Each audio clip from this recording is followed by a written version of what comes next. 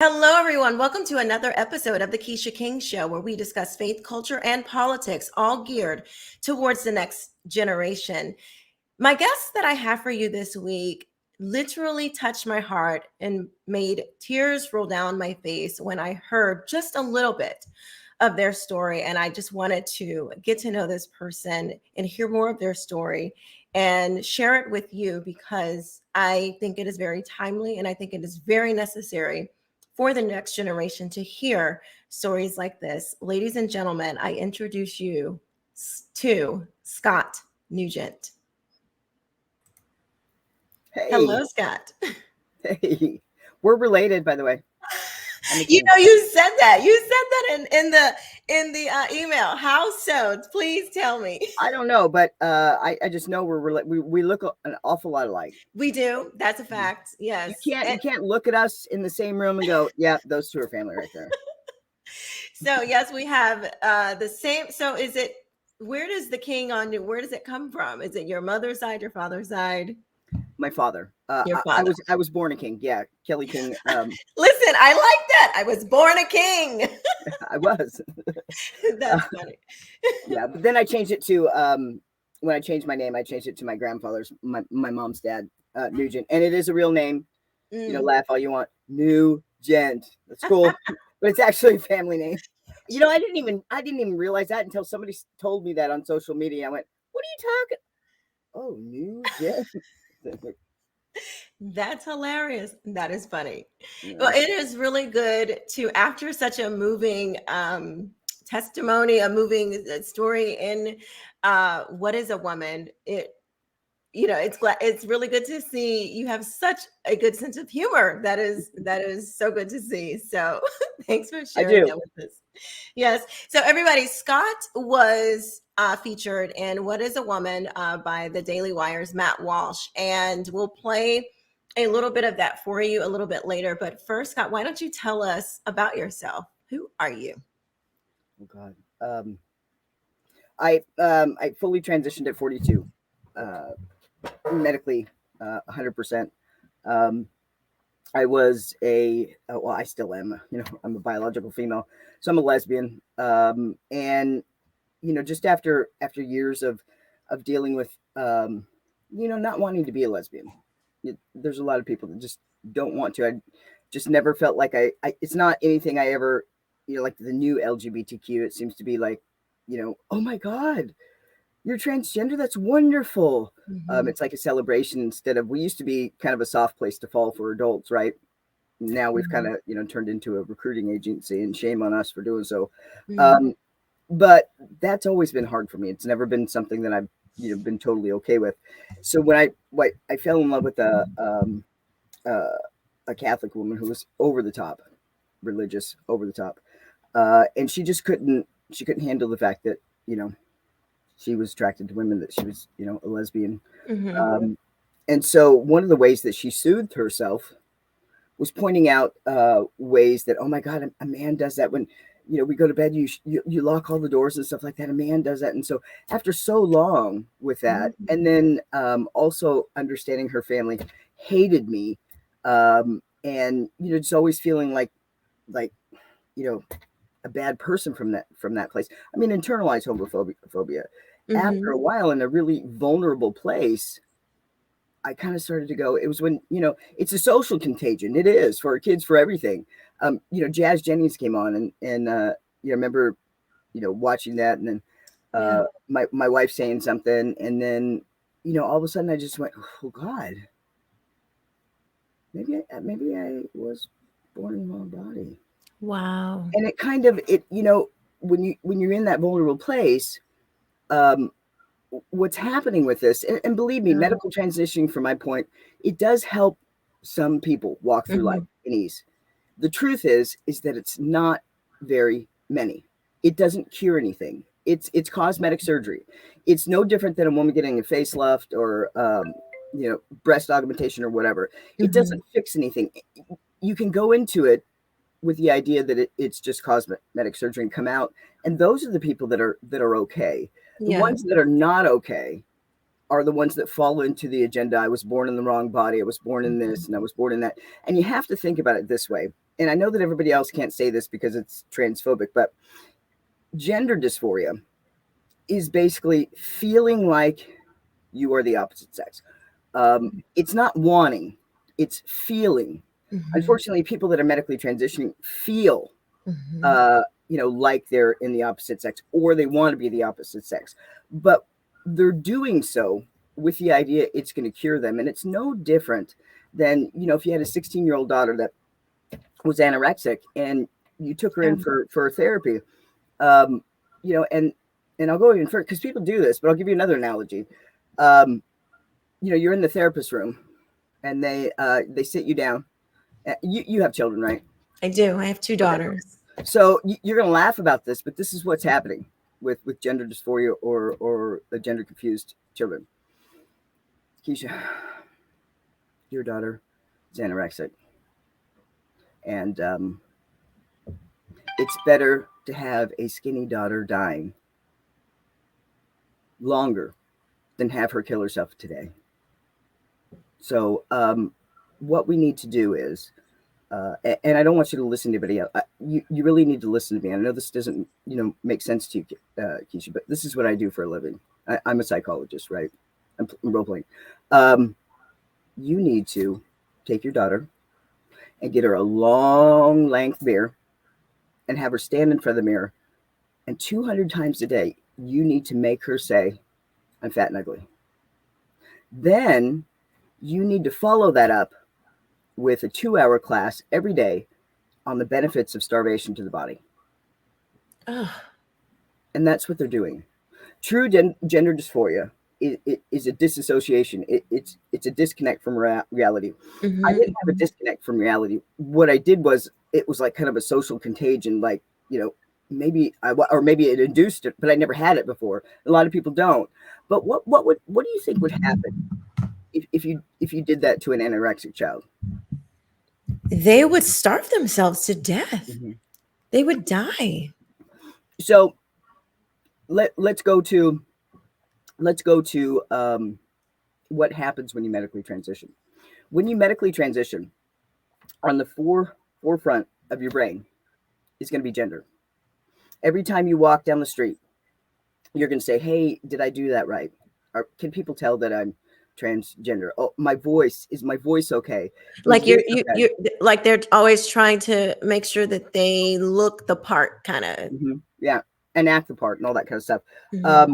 And so when people, when you're going through this, when people misgender you, which is nobody's fault, we call people the genders that we see and hear. It's protective. It's our nature. If you're in a basement, and you're being held, and you hear 2 women coming downstairs laughing, you're going to feel a lot different than 2 men coming downstairs laughing. The 2 women, you're like, "Oh God, they're giving 2 men, they're going to go, "Oh, fuck, what's going on?" And so asking people to call people opposite, pronouns is like asking somebody to read a 1,000-page book backwards. It's hard to do. You play mental chess. It's very narcissistic. And then they switch up so much now. Like now there's even more pronouns. Not more pronouns, but more different types of genders. And so they get upset when you don't know that they are not a, I don't know, demi boy or whatever this new thing. I mean, it's just so many things now. Yeah, it is. And it's a sign of, if you read about cults or anything, my aunt was murdered by LifeSpring. And I watched my grandfather, take on this cult and, study about cults. And what they're doing with the craziness is they're just saying something crazy, and then they're saying something crazier. So you're like, wait a second, that was crazy enough. Where the fuck are we going now? And you forget about cults right here. And that's what they're doing. So that child that is 13, 14, 11, 12 years old, I don't know if you fit in at school. I don't know if you had friends or whatever. Everybody feels like they don't fit in as an adult, as a teenager. But the children that are doing this are the ones that are on the odd side, and they have so many comorbidities. That grow up to be same-sex attracted, autistic, ADD, abused, We can go there's so many things that there's never been anybody that I've ever met that medically transitioned that didn't have a comorbidity. And that's a sign that maybe we're dealing with the wrong thing. So Abigail Schreier talks about that too. And I did a series on the crisis that our teenage girls are facing. And I had a January Littlejohn and her attorney on because she's suing the Leon County school board or school district for Abby is? I'm sorry. Abby is? January Littlejohn. Oh, is Abigail suing or? No. Abigail wrote she wrote the book, and she was talking about the comorbidities that come with that. And then January Littlejohn, whose daughter was ADD, or she had some other comorbidities that was being totally ignored. So everything that you're saying when I interviewed them, I mean, it's just right on point. And she's a licensed mental health counselor, and everything that you're saying is just spot on. I worked with Abigail on that book. So yeah, I'm very well. Did aware. you? Yeah. I think I have it somewhere. Yep, here's my side copy. I left mine on a plane once. I was like, dang, but I had to buy it again. It's so well written. It's a really good book. Everybody, yeah, if you don't it have is. Book, you must get it. It is. And here's the thing. So if we get back to that daughter that's 14 or 15 that's anorexic or whatever, then we get back to the one that's gender confused. You have to understand, and I'm just going to take it on the idea that you're straight.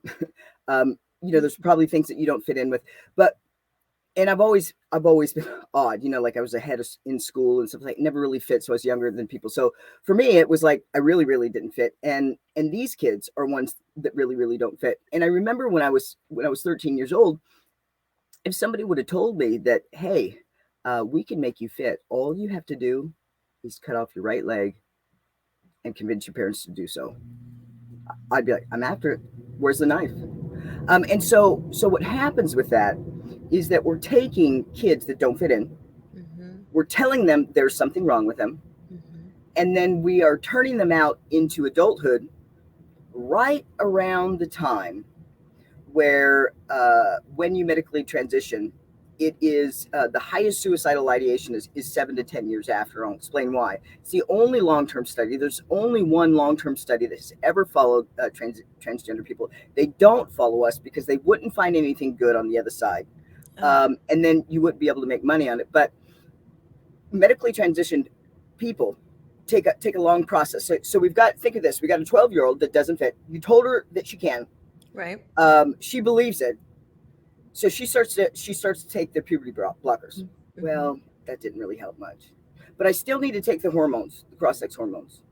And then you start the cross-sex hormones and you go, okay, that really didn't fix anything. But people are still misgendering me. So it's everybody else's fault. I'm still not there yet.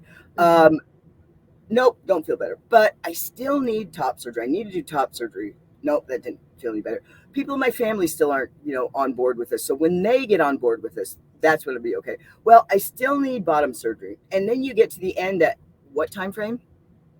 7 to 10 years is how long it takes. So the only study in Sweden that was done from 1973 to 2003 found that medically transitioned adults are the most suicidal, not in the beginning of medical transition. It's 7 to 10 years after, because it's at that point you have to look back and go, hey, you know what? Happiness is an inside job. It's an inside job. This didn't help.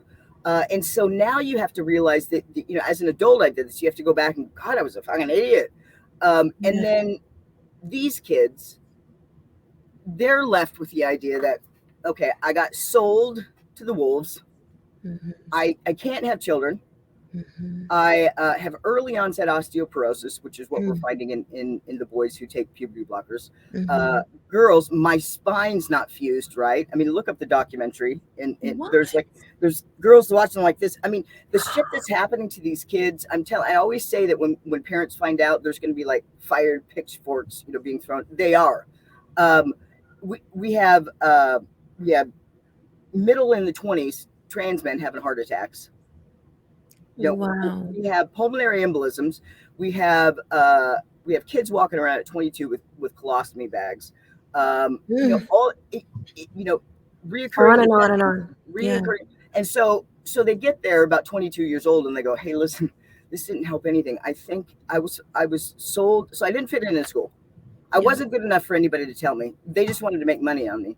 And now I have all this, and especially a lot of girls, there's a lot of straight girls that do it. 67% of the girls that do this are same-sex attracted. But the other portion of it that are not, they're growing up at 24 years old. Now they have to live life as a homosexual because people will look at them.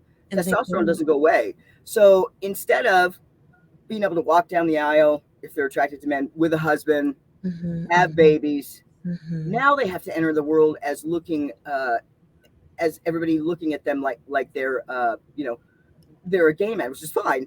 But it's at that point they start to kill themselves. And what I don't think people realize is that's happening. That is happening. Since the beginning of the year, I've dealt with over a dozen suicides. You don't see them on there. I work with the families. You don't see that, right? Because they won't show it. And on the other hand, the way that they're making children or making parents do this is by saying, better an alive daughter than a dead son, right? Yep, I've heard it. I have heard. Fox just did a expo. I don't know, a story on this family that said that their child could communicate that they were in the wrong body before they could talk, before the child could talk. It's all bullshit. And that is the exact phrase that she used. The mom said, I would rather have an alive daughter than a dead son. That's just not the case. That is marketing. How does a child that's not even able to talk yet communicate? They don't. I mean, if you don't like wearing a dress, that doesn't mean that you're in the wrong body. I mean, you just put her on some pants. I mean, it's all good. It's all right. But they're hiding this behind the fact that this is homophobia or bigotry. Yeah. And it's not at all. But when you throw a glitter bomb out, people are scared. So they are. So you have these crazy people that are saying crazy shit, like trans women are women, and you have people going, I don't know if that makes sense. Right. What are you talking about? You're a bigot. Yeah. Because I mean, you are asking us to believe that you can go from being a biological male that is literally in your DNA to, for instance, you're asking us to believe that you're a biological male that is written in your DNA, that you are now a biological woman, and that there is nobody that can say anything against that. My youngest daughter is a special needs child. Her chromosomes are written a certain way that she has an extra piece of her number 13. And there's no way to go back and fix that. That would be like her saying, one day, oh, well, Mom, I no longer have trisomy 9p, which is her diagnosis. She has an extra piece of number 9. But it's like that would be insane because it's written into your DNA. And you are asking us to believe a lie, and people are having a very hard time doing that because it's not true, and then you're showing that mental illness. It's like in front of our face, and you're asking us to believe it. I had a family member that dealt with delusions, and one of the very first things that the counselor told us, never come in agreement with the delusion. Were they born in the wrong body? No, go ahead. No, it wasn't that, but they were thinking like people were following them and things like that. And so the counselors were like, never come into agreement with the delusion, because you can push them further into the delusion.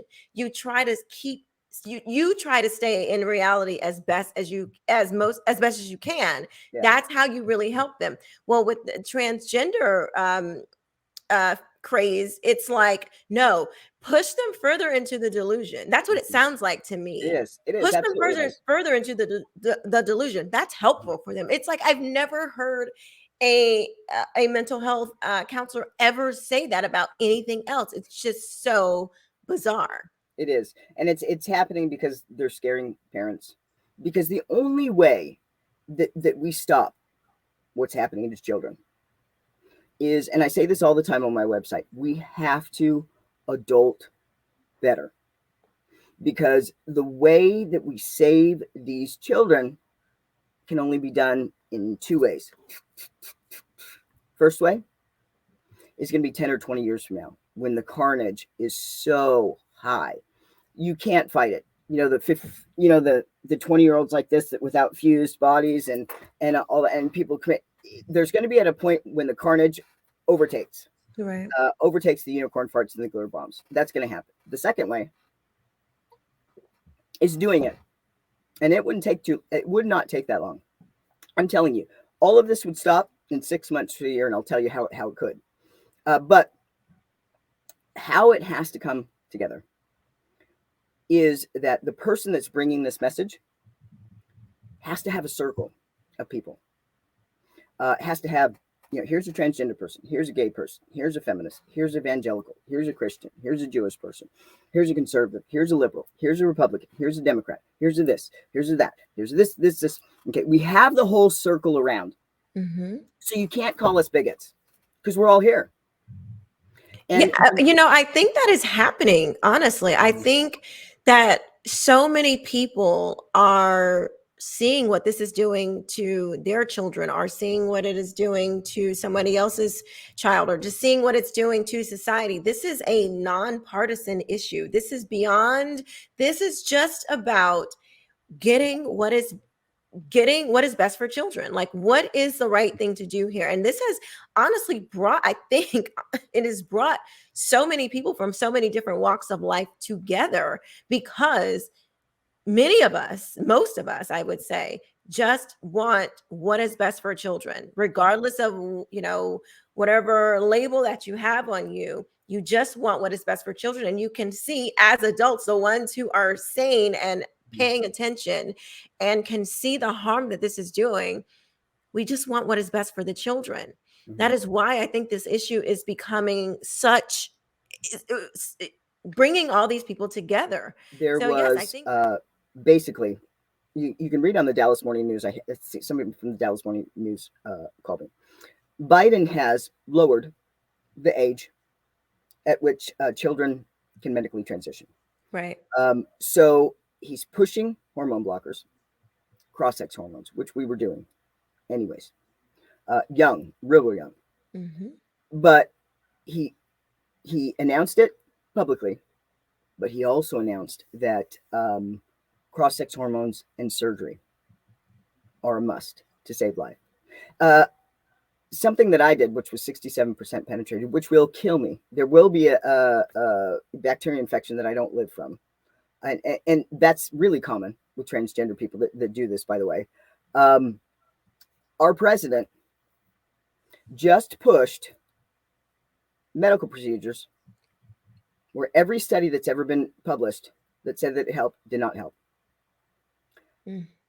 We have countries in Europe, in Sweden, in Finland, that have done a blanket no more. But here in the United States, do you know what we have? This is what we have. We have governors like Governor Abbott. You guys need to hold this asshole accountable. You do. Abbott in Texas last year was given $2.4 million from gender clinics. 2.4. The Texas right now is the hub for medically transitioning children. People come from all over the world to go to Texas. Do you know why Texas is the hub? Tell you.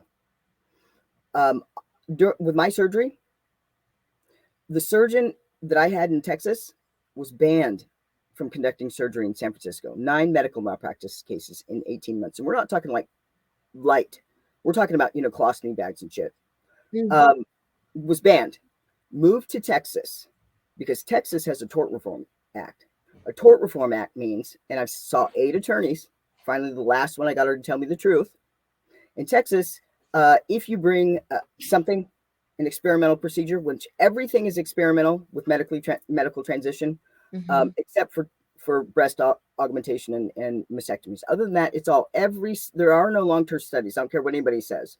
Lupron, I'll talk to you about puberty. Anyways, so he goes to Texas, where they have a tort reform act, where if you bring medical malpractice, you bring it up to a judge, and the judge says, okay, this is experimental. Where's the baseline at which to compare, this procedure? Well, there isn't one. Okay, well, you have to make one. So those attorneys are charged with creating a baseline for care, spending millions and millions and millions and millions of dollars up front to prove that what happened to me, which is obvious, medical malpractice, was medical malpractice. So my case is like, $1 or $2 million. It would cost about $8 million to put that through the system. Mm-hmm. So multiply that by a whole bunch of people. Then you think, hey, let's do a class action suit. Really? Who wants to deal with the unicorn farts and the glitter bombs? Their law practice before all this, they would go tits up, right? So the people that would have to take this on would be people that are just genuine and do it for not money, because they'll lose money. Nobody's going to do that. And so on top of that, we have a governor that took $2.4 million last year from gender clinics, grew 4,432% in the last 6 years from medical. It has increased by 444% of kids that were medically transitioning 6 years ago is increased in Texas. Now, Wow. I'll even go further. I'll go further. We had bills that were going to be on the floor that would have made medically transitioning children illegal. Mm-hmm. About 4 days before that, our governor accepted a $250,000 check to his campaign. Where do you live? Are you in Texas? You're in Texas. Okay. So he took $250,000, and something happened to this evangelical. People, we need to love people. I think that we need to just open ourselves up. That's fucking evil. And you guys need to hold that guy accountable. And I'll even go further with that. Absolutely. Well, let me ask you No, though. wait, hold on. This one's going to really piss you off. So Okay. Abbott, who takes this money, talks about transgender kids. We need to accept people. Mm-hmm, mm-hmm. Comes out 6 months later, because I'm making his life hell. And everybody knows that this is going to fall through the cracks. It's just how long it's going to take. Comes out and makes a public statement, medically transitioning kids is child abuse. Well, yeah, no shit, Abbott. It was child abuse last year, the year before, the year before. Now, how many kids did he save doing that?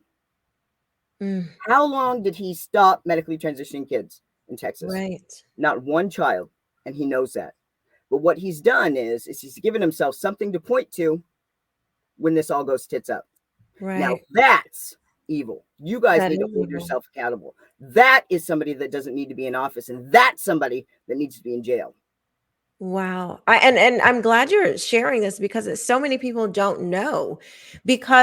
So when I think about people coming together, I think more about the non-politicians, just regular everyday Americans. But you're right. Politicians are the ones that the politicians are the ones that they're pulling the strings. They are the ones who can make the laws, or get rid of the laws, or enforce the laws, and all of these things. And that is not happening. People are talking out of both sides of their mouth, as we say. And it's good that you are bringing this to light, because I think a lot of people do not know this. No, they don't. And I get called by politicians all over the place. I do talk tracks for like Australia, anyways, all over the world. I deal with. I was in business sales, so presentations and word twisting and all that kind of stuff. I can do that. I can convey a message, right? They reach out to me, and I haven't met one politician that didn't say, you know what, this is not about me. We're going to remove this. We're going to do it a different way. We're going to create that circle that we need, so that bigotry can't, so, hey, by the way, this is my doctor is a lesbian, and this is this transgender, and this is, Christian, and then this is an atheist, and this is this, to kind of bring that circle around. Right. And disarm it. There's only one politician that has done that. And that's the only politician that's got a bill passed that I work with, actually. The only politician that I work with, which is Robin Lundstrom. It's the only one. Only one who's done that. And the only one that's gotten it passed. You said Robin. Where are they? Arkansas. Yeah. Wow. So we probably need to look at that legislation and get it everywhere. and Yeah, push for that. politicians are just, and I'm telling you, and I said this yesterday on a podcast. If you Google trans and kids, the whole first page is all bought by pharmaceutical companies, all the way down. Uh, you won't see anything. You won't see any truth with transing. I work 20 hours a day and have for three years. I mean, I went to bed at like 7 o'clock, woke up like, about 11. I've done that for 3 years because I made a promise, whatever. I won't go into it, and I won't go against it. I will do this until kids are stopped. Most people don't do that, right?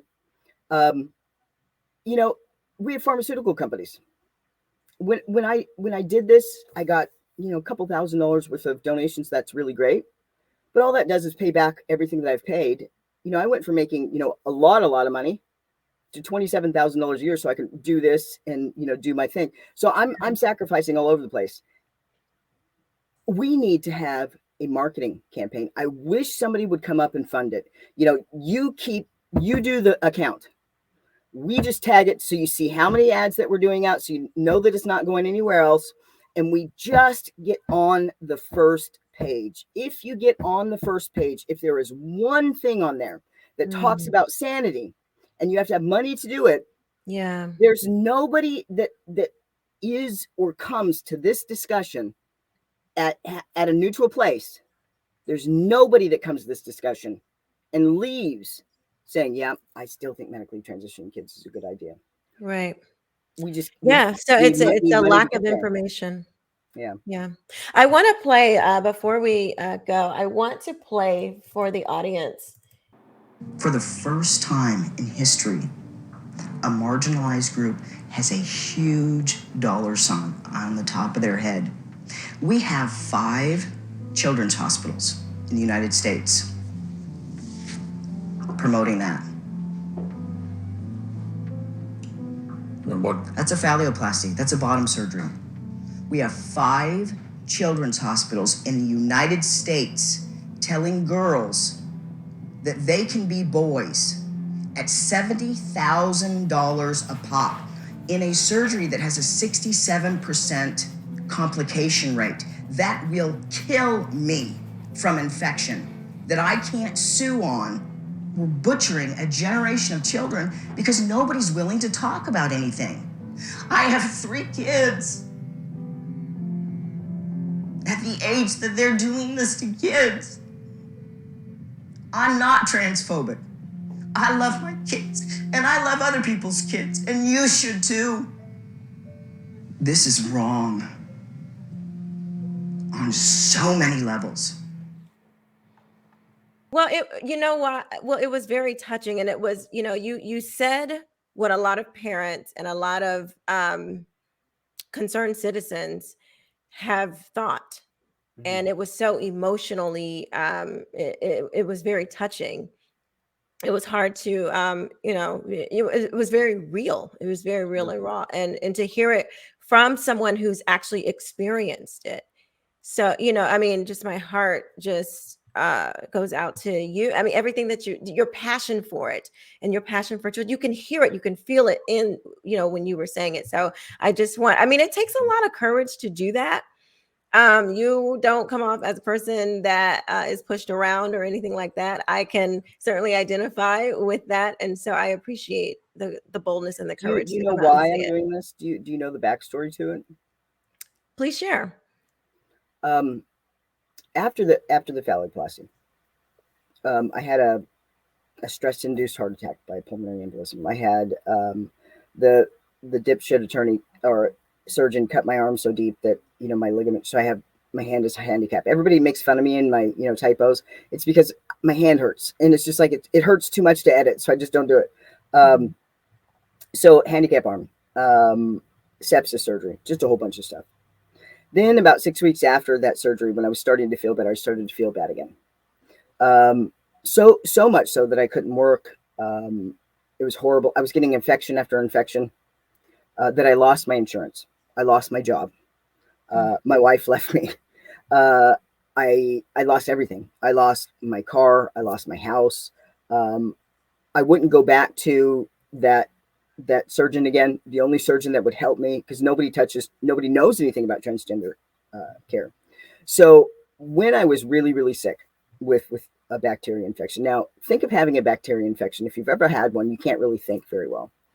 And it's hard, but somehow I got a job selling windows, half dying.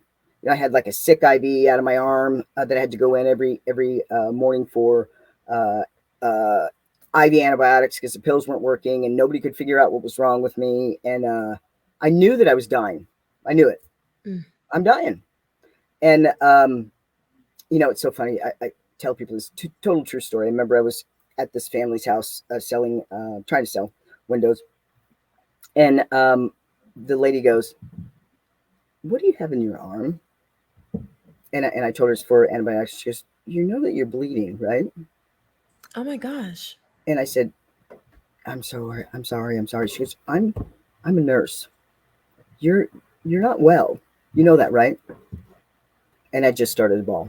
And her husband and her just absolutely covered me, hugged me, and I just started bawling. And in the middle of it, I was like, "You're gonna buy the windows." So I had to have that job for 3 months to get insurance. Yeah.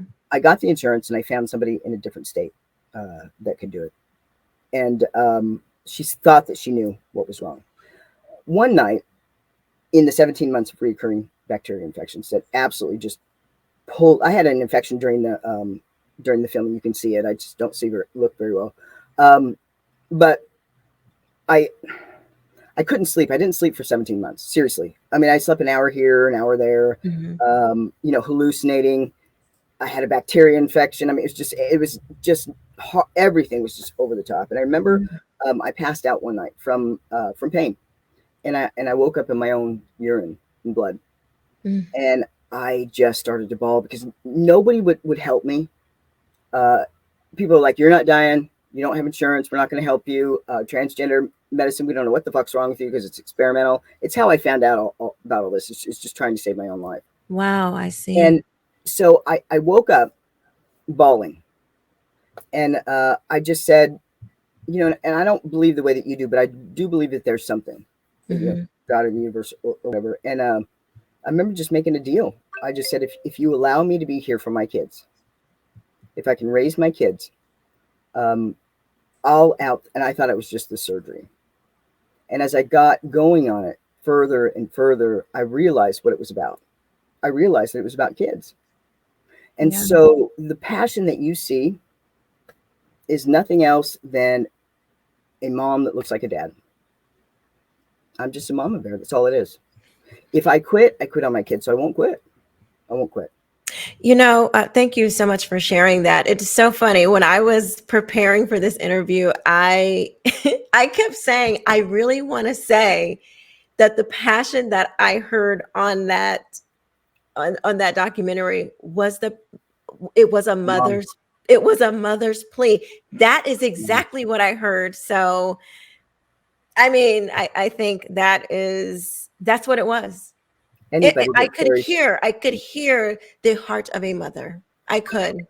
And I'm glad that I can say that to you without there being contention. So I just want to thank you again for sharing your story and allowing us to have this conversation because it is so needed and people need to know that what they are allowing, what the politicians are allowing, what the doctors, these clinicians, many of the parents, it is evil. And thank you so much for sharing this. Can you tell everyone where they can find your work, what you have coming up, anything that you want to share? I have an organization, Trade Voices, Transrational Educational Voices. So it's transgender people. And what a lot of people don't realize is most adult transgender people are against medically transitioned kids. Some of them are for medically transitioning. They think it is helpful. Some of them think it is life-saving or whatever, but as adults. So everybody can think differently. I don't. I don't think it saves anything. Can help somebody if they go into the right way, but it's not life-saving. But if you say it's life-saving, then insurance has to pay for it. But anyways, so it's an organization that is full of moms and dads and transgender people, we're a single note organization. There's only one thing. It's the promise that I made to God or the universe. That is, I won't stop until every child in the world cannot be medically transitioned. And that's what my organization is about. And I'm looking for one person to do like sponsoring, like $10,000 worth of ads a month. You guys you do it, put it on your card and you'll see where it's going. It's not for anything other than we need to get on that first page. We have to get on that first page. We have to. Yeah. Oh my gosh, Scott, thank you so much for joining me. I believe that this will help people. I really, really do. It has certainly opened my eyes. And let me know that everyone who has gone through this or has been touched by this, that it is, everybody's not crazy in this. And so it has definitely been helpful. So thank you so much once again. You're welcome. Ladies and gentlemen, don't forget to like, comment, share this video, share this out so children can be saved, so they can be saved from the harm of these drugs, these hormones, this idea that they can become, something else other than what they were born. I'll go further with that. Okay. If you watch this video and you don't share it or you don't do something, shame on you. Shame on you. If you say that I can't share this because people are going to think I'm a bigot, do it anyway. Yes. Adult better. Wow. And on that, thank you guys so much for watching. I will see you next time. Bye-bye.